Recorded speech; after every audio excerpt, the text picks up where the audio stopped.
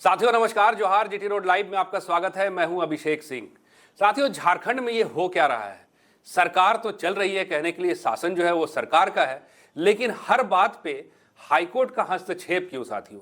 चाहे बात अभी ताजा मामला आप देखिए रिम्स पे अतिक्रमण की हो, चाहे बात अभी रिम्स के अतिक्रमण की हो जो आप ताजा उदाहरण देख रहे हैं, चाहे बात हो निकाय चुनाव की, चाहे बात हो बढ़ते हुए अपराध की, इन तमाम मामलों पे आप देखिएगा कि हमेशा हाईकोर्ट का डंडा जो है वो चलता रहता है, या फिर सीधे शब्दों में हाईकोर्ट का मार्गदर्शन या उनके इंटरफेरेंस के बाद ही सरकार जो है वो एक्शन में आती है। अब आप देखिए ना, फिर से एक ताजे मामले में सरकार को उपस्थित होना है कोर्ट के समक्ष, और मामला है जो बहुत ही जरूरी है, मामला है पेशा नियमावली लागू करने की। चंद दिनों की इंतजार है साथियों, आप इंतजार करेंगे तो देखिएगा कि केंद्र सरकार द्वारा लागू की गई पेशा नियमावली अब 30वें वर्ष में प्रवेश कर जाएगी, क्योंकि 1996 में ही पेशा नियमावली जो है वो लागू कर दिया था केंद्र सरकार ने। लेकिन आज ये अफसोस है कि चाहे बात एकीकृत बिहार की हो, चाहे 2000 में अस्तित्व में आए झारखंड की हो, आज तक ये नियमावली जो है धरी की धरी रह गई है। और साथ ही साथ कभी कैबिनेट के पास तो कभी कैबिनेट से वापस, इन तमाम चीज़ों का बहाना या मुद्दा बना करके इस नियमावली को टाला गया है। और इसके पीछे क्या कारण है, इन तमाम मुद्दों पे हम चर्चा करेंगे। आप हमारे साथ फ्रेम पे देख रहे हैं, हमारे वरिष्ठ पत्रकार सरोज कमर जी हैं। सर बहुत बहुत स्वागत है आपका। और सर अभी आप देखिए ना, बहुत ताजा मामला है, 23 तारीख को जो है सरकार को फिर अपना पक्ष रखना है हाईकोर्ट के सामने पेशा नियमावली को लेकर के। क्यों विलंब हो रहा है सर, क्या कारण है इसके पीछे? सिर्फ पक्ष नहीं रखना है, सरकार मतलब हाईकोर्ट ने ऐसा डंडा दिया ना, चाबुक पड़ी है ना सरकार पर और अधिकारियों पर जी, कि उनको 23 को लागू ही करना होगा, ऐसी बात लगभग कही है। मतलब जो शो कॉज स्पष्टीकरण देना, सीधे सीधे स्पष्टीकरण, कोई कारण नहीं बताना है कि अभी इस कारण रुक गया उस कारण। अब लागू कीजिए, लागू कब कर रहे हैं अब ये बताइए भाई। कितनी बार ड्राफ्ट बनाएंगे आप जी? 2019 में ड्राफ्ट, 2023 में ड्राफ्ट जी, कभी वर्कशॉप हो रहा है, कभी फला कमेटी, कभी फला कमेटी बन रही है। और जिसके लिए झारखंड बना है, झारखंड किसके लिए बना अभिषेक भाई? आदिवासियों के लिए बना।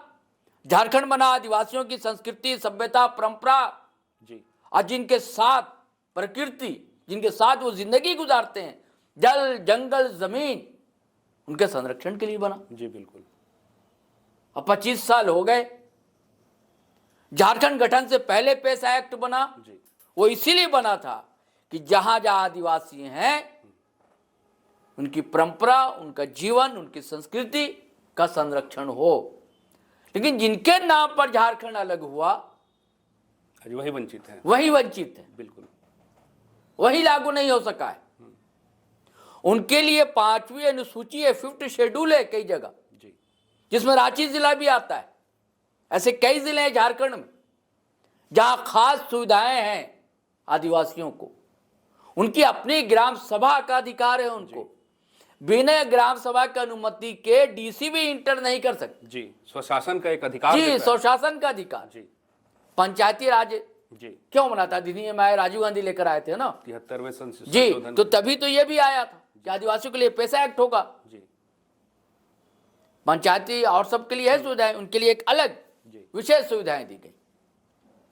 लेकिन जिनके लिए बना झारखंड, आदिवासियों के लिए, उनको वही अब तक संवैधानिक अधिकारों से वंचित है।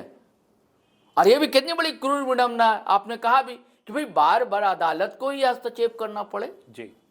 हर मामले में अपराध बढ़ रहा तो अदालत बोले, कहीं मकान टूट रहे हैं सर, अदालत बोले, अतिक्रमण हो गया तो अदालत बोले जी, कोई अधिनियम लागू नहीं हो रहा तो अदालत बोले, चुनाव निकाय का 3 साल से नहीं हो रहा तो अदालत बोले। अदालत के पास 5000 से 6000 पेंडिंग मामले रहते हैं जी। एक बात है सर, 29 साल हो गया, चंद दिनों में 30 साल हो जाएगा पेशा अधिनियम केंद्र सरकार द्वारा लागू किए जाने के बाद। इतना वक्त तो नहीं लगना चाहिए सर, इतना वक्त बहुत होता है। बिल्कुल नहीं लगना चाहिए। क्या कारण है सर? देखिए कारण क्या है कि ये जो कारण नहीं, मैं मंशा जानना चाहता हूं। हाँ नहीं, मैं बता, कारण भी मुझे समझ में जो आता है, राजनीतिक पंडित बताते हैं जी कि खजाना यहाँ पर नेचर ने प्रचुर मात्रा में खजाना दिया है, धरती के अंदर भी, धरती के बाहर ऊपर भी। हाँ, और खजाना कॉर्पोरेट जगत जो है लूटना चाहता संसाधनों को, और आजकल कॉर्पोरेट जो है राजनीति पर हावी है। पहले भी धन्ना सेठ हुआ करते थे, इतना हावी नहीं हुआ करते थे। अब तो कानून बदलवा देते हैं धन्ना सेठ। आपको मालूम है कृषि कानून देश में बना था, कितना हंगामा हल्ला हुआ और आखिर सरकार को वापस लेना पड़ा था, लेना पड़ा। जबकि धन्ना सेठों ने अपने बड़े बड़े गोदाम भी बना डाले थे अनाज रखने के लिए। और ये बहुत दिन की बात नहीं है, बहुत दिन की बात है नहीं जी। तो यहां से भी आप देखिए ना, हसदेव जंगल कट रहे हैं, यहाँ के सारंडा पर आशंका है कट रहे हैं जंगल हर जगह। मतलब ऊपर के जो खजाने वो भी लूट रहे हैं, अंदर के खजाने वो भी लूट रहे हैं। आज झारखंड को राजस्व भी सही नहीं मिल रहा है, कोयला का हजारों करोड़ बकाया है केंद्र के पास। ये बात बाबूलाल मरांडी भी अक्सर नेता प्रतिपक्ष जो हैं उठाते रहे हैं इस हाँ। मामले को लेकर के, कि आज जो है तो आप ही की तो सरकार है, बाबूलाल की तो केंद्र में सरकार है जी। आप यहाँ सदन में उठाने की जगह आप वहां केंद्र पर दबाव क्यों नहीं डालते हैं कि कोयला का जो बकाया वो दे दे और कॉर्पोरेट को खुली छूट ना दी जाए। कोई भी राजनीतिक दल हो, मेरा कहना है हर राजनीतिक दल के हित जुड़े होते हैं कॉर्पोरेट के साथ, कॉर्पोरेट के हित दल के साथ। उनको पता है कि ये सत्ता में आएगी, तो नीयत में कमी है मुझे लगता है। राजनीति तो करते हैं आदिवासी की, मूलवासी की, झारखंडियत की, आदिवासियत की, जल जंगल जमीन की जी। लगातार आंदोलन हो रहे हैं पेशाको एक्ट को लेकर, सरना कोर्ट को लेकर, और सब पार्टियां बात करती हैं आदिवासियों की। लेकिन चूक हमको लगता है वही। लेकिन अब जो अब समय आप पहुंचा, मुझे लगता है कि अब पेशा एक्ट को आपको लागू करना ही होगा, क्योंकि बड़ी बात है ये, इतना फटकार लगना और अल्टीमेटम दे देना कि 23 तारीख डेट है। हालांकि एक सुनवाई और होगी, 15 जनवरी को भी सुनवाई है जी। इस मामले में जी। लेकिन 23 दिसंबर को तो बड़ा दिन है, बड़ी खबर होगी, मिल सकती है। और इसकी उम्मीद इसलिए भी है सर हाँ। कि अभी आप देखिए ना, नगर निकाय को लेकर के जो प्रशासन या सरकार का जो रवैया था ढुलमुल टाइप का, फिर जब हाईकोर्ट ने इस पे अपनी सख्ती दिखाई, कैसे वो नियमावली पास हो गया, ट्रिपल टेस्ट का हो या कुछ भी हो गया। और आज कैसे ये चुनाव जो है हाँ, नजदीक दिख रहा है। बिल्कुल नजदीक दिख रहा है। ऐसा ही उम्मीद आप कर सरकार रेस में है जी। तो अब पेशा एक्ट मामले में सरकार को रेस में आना होगा। अब बीच में पेच फंस रहा था कि वही जो दबाव थे लोगों के, तो जो गैर आदिवासी थे वो उनको लग रहा था, क्योंकि देखिए फ्यूड शेड्यूल एरिया जैसे रांची भी है, आप देखिए आदिवासी आबादी खत्म हो रही है, अब दिखती नहीं है शहरों में, किनारे जा रहे हैं लोग जी, है ना। और बड़े बड़े अट्टालिकाएं खड़ी हो जा रही हैं, गगनचुंबी इमारतें खड़ी हो जा रही हैं। कैसे हो सकता है बिना ग्राम सभा की अनुमति के? अच्छा, ग्राम सभा का सर एक चीज मैं आपसे पूछना चाहूंगा। हाँ, एक बहुत बड़ा योगदान होगा जो उत्खनन हो रहा है उसको लेकर के, हाँ, चाहे वो वैध हो चाहे वो हाँ, अवैध हाँ, हो, उनके हाथ में एक निर्णायक क्षमता होगी। बिल्कुल। जब पेशा नियमावली लागू होगी, बिल्कुल। तो कहीं इसके पीछे ये मंशा भी नजर आ रहा है सर क्या, कि ये जो अवैध उत्खनन है, हाँ, अवैध हाँ, वसूली बिल्कुल। है, जैसे बालू ये की बात प्रभावित कीजिए, होगा? हाँ जी। बिल्कुल प्रभावित होगा। बालू हो या हाँ, पत्थर हो, बिना ग्राम सभा की अनुमति के आप कुछ नहीं कर सकते जी। तो ये पक्ष उभर के आता आपको है। याद है पत्थलगड़ी, उनको गैर कानूनी कहा गया, जब कैसी बात है संवैधानिक वो आंदोलन कर रहे थे, अपनी मांग रखते थे। पत्थलगड़ी करना गलत नहीं है, उनको नक्सली बना दिया गया। कई बुद्धिजीवियों के हजारों पर लोगों पर केस कर दिए गए थे, इस सरकार ने हालांकि केस हटाया। लैंड बैंक बना लिया था। आदिवासी हित की बात करते हैं, भारतीय जनता पार्टी करती है, आज बाबूलाल कर रहे हैं कि भैया यहाँ तोड़ा जा रहा है रिम्स के लिए, वहाँ ये तोड़ा जा रहा है रिम्स के लिए, रिम्स 2 के लिए। तो भैया भारतीय जनता पार्टी की सरकार ने लैंड बैंक बनाया था, उसमें आदिवासियों के कई सरना स्थल चले गए थे, आदिवासियों को बहुत जमीन चली गई थी, तो उस पर नहीं बोलेंगे। कोई भी सरकार हो, कोई पार्टी हो, अपनी बात तो छुपा जाती है, ढक लेती है, जैसे ये सरकार ढक रही है। ये आप जो बात कह रहे हैं रघुवर सरकार के समय की, हाँ, वो रघुवर सरकार के समय की, पत्थलगड़ी भी उसी समय का, लैंड बैंक भी उसी समय का, लोगों हजारों लोगों पर केस होना उसी समय का है, प्लांटेड खबरें छपती थी अखबारों में, सब उसी समय का है।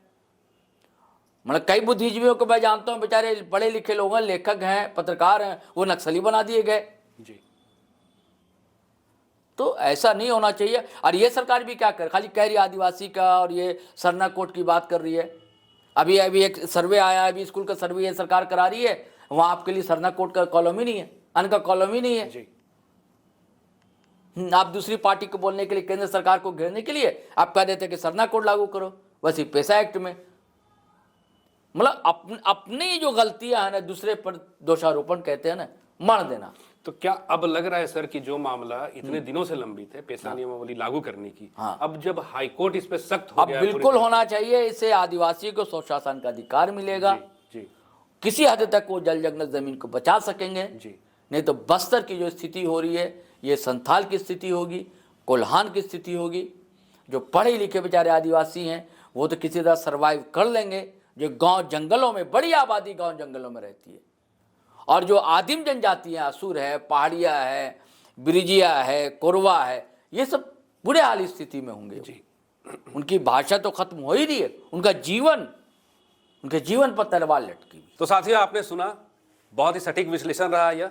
और साथ ही साथ में आप देखिएगा कि हेमंत सोरेन, माननीय मुख्यमंत्री, भी हमेशा ये बात कहते रहे हैं कि आज के समय में जहां आप देखिएगा कि जो सिक्योरिटी फोर्सेस हैं इनको बॉर्डर पे होना चाहिए, तो ये जंगलों में है।